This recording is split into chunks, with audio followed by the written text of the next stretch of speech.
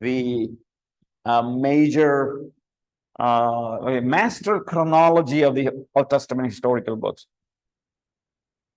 We are taking all the way from Moses and Joshua. So how you need to see Jewish. So here you have Jewish leaders. You are on the center here. You have the dates. Then what do you see here? ANE. This is the ancient Near East. Ancient Near East. That area that I shown you around Israel, the land of Canaan, all that area is known as ancient Near East. And major events, right? Major events. So we already learned the dates of Exodus. Remember, children of Israel went from Egypt, right? So we looked at that in the Pentateuch. So 1446 BC. So it took another 40 years of wilderness journey, right? 40 years of wilderness journey did what, right?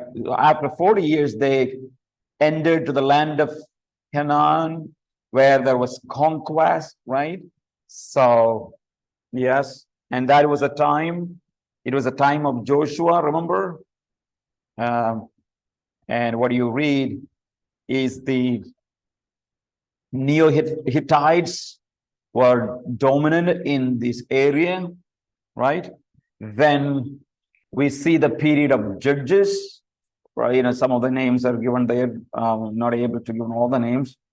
So Judges time, that when you look at ancient, that was a time Assyrian and period of Assyrian and Babylonian decline. And we know that during this time there was no unified leadership in Palestine that time.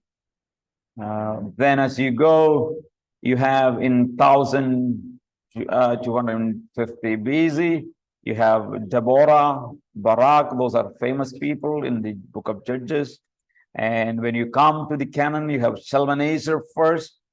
He establishes the Middle Assyrian Empire. And then you have Tiglath-Pileser first, who extends Assyrian control of the Mediterranean. So yes, Shalmaneser first is the one who established the Assyrian Empire. Tiglath-Pileser, who extended, maybe included the part of Syria, right? We know, and so we have the names of some of the judges here on the left.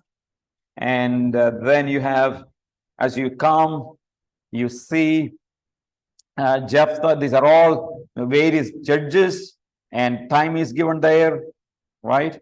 And then you have what happened. Assyrian withdrawal creates vacuum that allows expansion of Jewish dominance that time, right?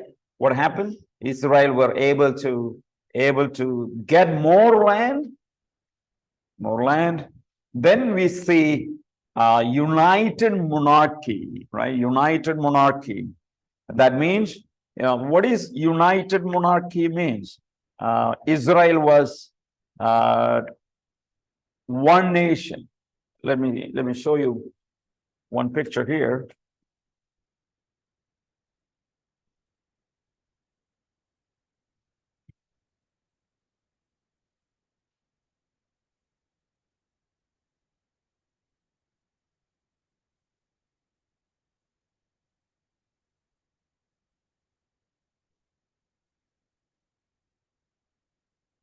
Okay.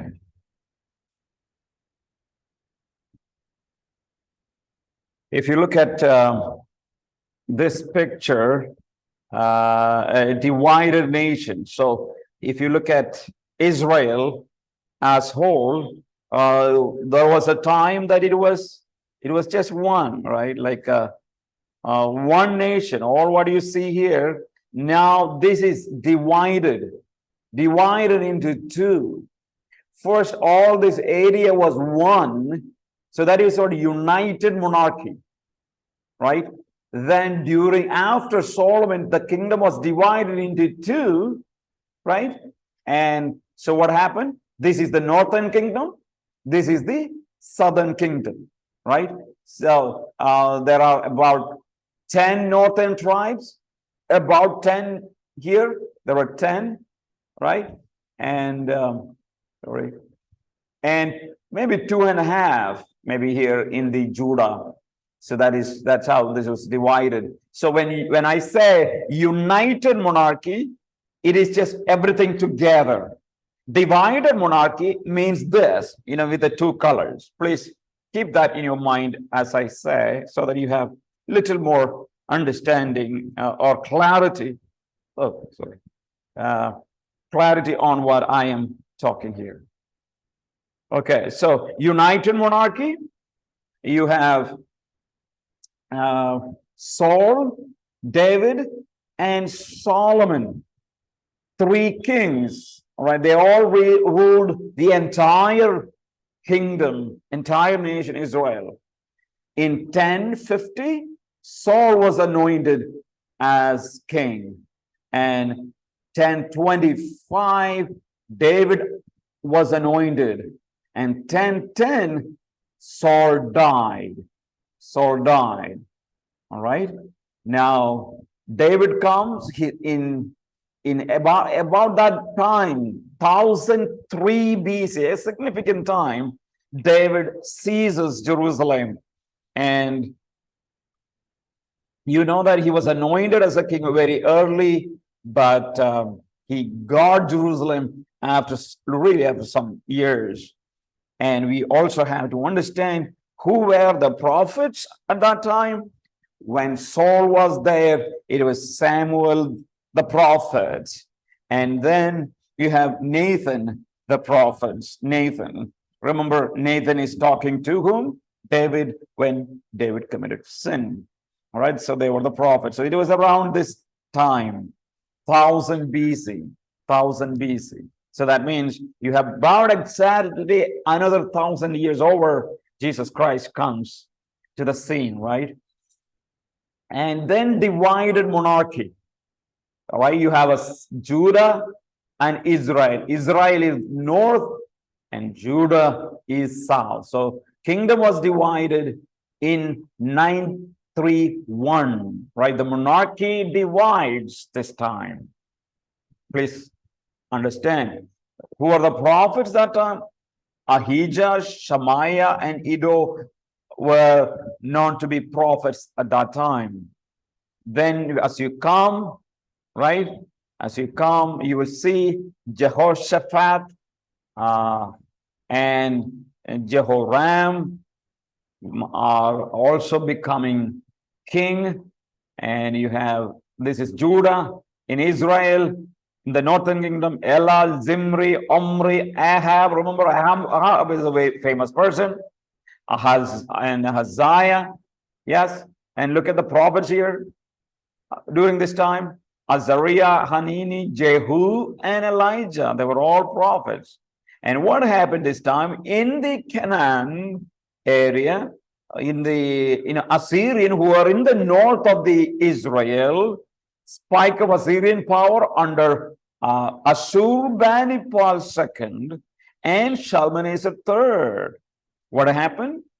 You know that Israel started to pay tribute at that time, and there is also in 853 something is known as a Battle of Kirkar, right? That is also a famous one. Then in 850 BC, in around that time, in Judah, you have Ahaziah, Athaliah, and Joash, and Israel, Joram, Jehu, and Jehu. They were all kings. And you have whom? Elisha the prophet, Obadiah the prophet, Joel the prophet. They're all there. Right now, what happened in the surrounding of Israel, especially in the northern side? Assyrian withdrawal and resurgence of Jewish and Syrian domination. So Syrian became more powerful. Assyrians withdrew. There were times Assyria had influence and maybe conquered part of Syria, but now they went back and Syria became a kingdom, right? Which is understandable. And then Now we have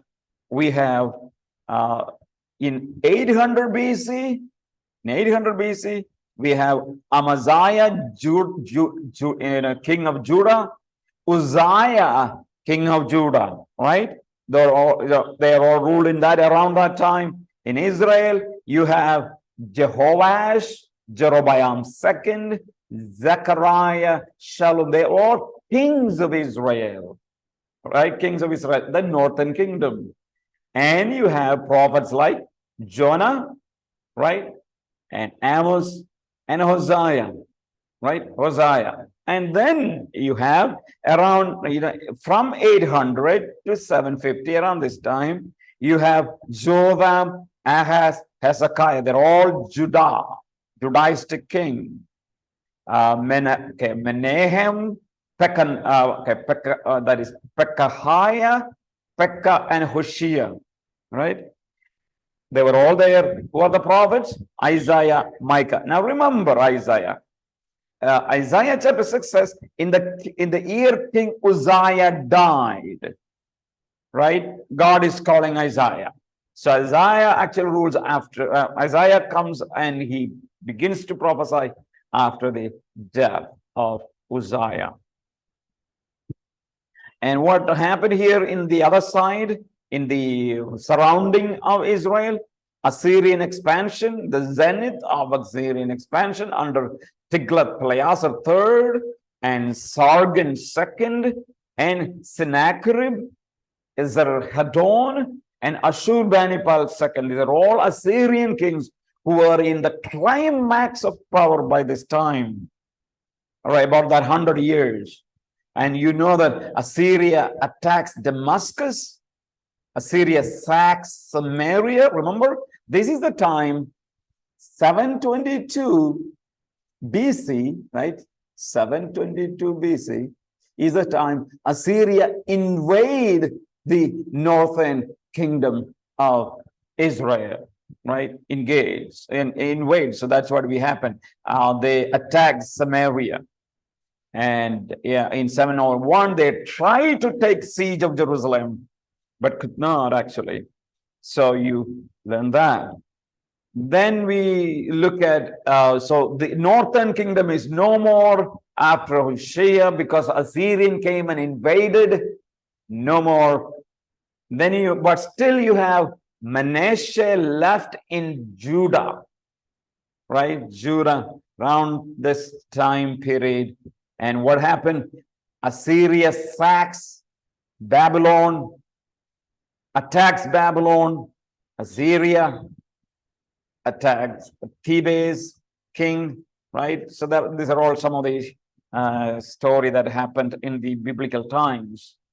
Then coming here, you have, since there is no more northern kingdom, there is only southern kingdom. You have Ammon, Josiah, Jehoahaz, Jehoiakim, and prophets were Nahum, Zephaniah, Jeremiah, and Habakkuk. They were the prophets, right? They were the prophets. It's around 650 BC. This is the time of this. And what happens? Medo-Babylonia topples Assyria now. See, here Assyrians were powerful, but now by the help of Medians, Babylon topples Assyria and reaches into the zenith of power under Nebuchadnezzar II. Right?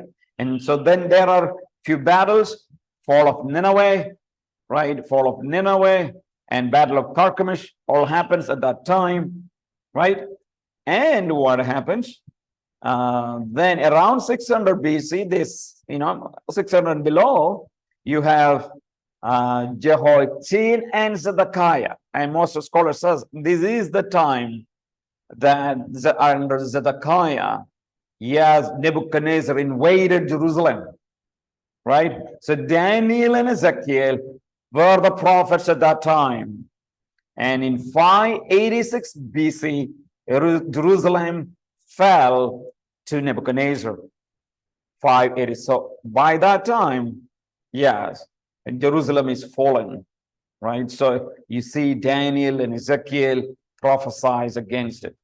Then you have Zerubbabel, who is the leader. Now, not really king, but kind of, he goes back to Israel to rebuild the temple and all other things. And at that time, Haggai prophesied, Zechariah prophesied around 550 BC.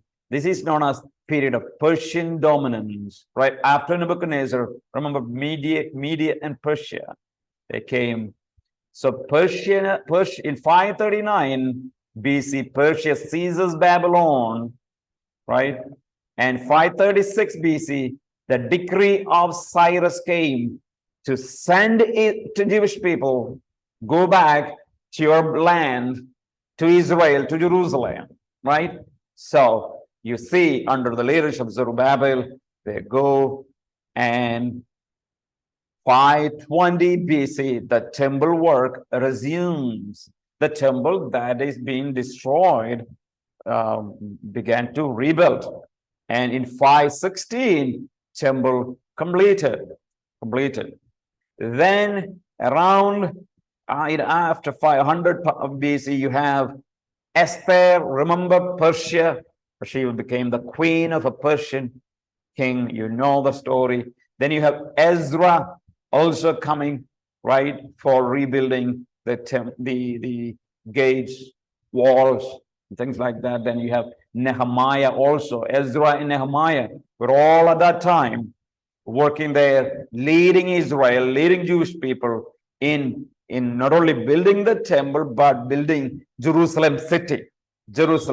So you see, around 500 BC, you have all this. Now, Esther is famous for this Jewish festival of Purim, right? And we see 458, Ezra's return to Jerusalem, 444, Nehemiah's return to Jerusalem, right? So it was in stages. Zerubbabel returned even before that one. Then at a later stage, Ezra returns. Later, Nehemiah returns. That's how 400 BC comes. That's how the Old Testament history basically ends here. Right. So these are the major historical events in the historical books, and which is, I mean, maybe about 70% of the Old Testament covers this history. All right. So I think I will stop it here.